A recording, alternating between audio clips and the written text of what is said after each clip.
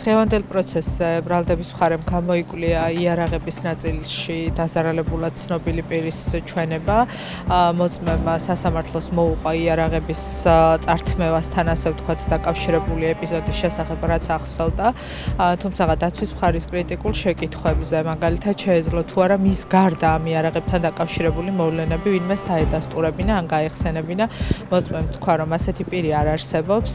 დაცვის მხარის შეკითხვებზე, რასაც შეიძლება და ვთქვათ, გავლენა ჰქონოდა მის მიერ მიცემული ინფორმაციის სარწმუნოებაზე, ფაქტობრივად ყველა ასეთ კითხვაზე მან უპასუხა, რომ არ ახსოვს ან არ იცის.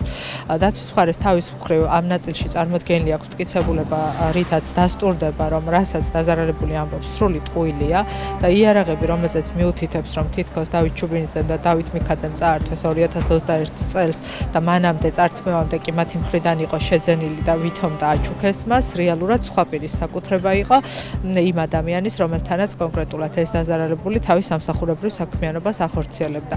აქედან გამომდინარე, ჯერ ერთი იმიტომ, რომ ამ ეგრეთ წოდებული დაზარალებულის გარდა სხვა მტკიცებულება ამ ეპიზოდში წარმოდგენილი არ არის და მეორე მხრივ იმიტომ, რომ მისი სარწმუნოება ძალიან ეჭვს იწვევს. დარწმუნებული ვარ, რომ სასამართლო მას განაჩენის გამოტანის დროს ფიზიკურად არ და ვერ გაითვალისწინებს.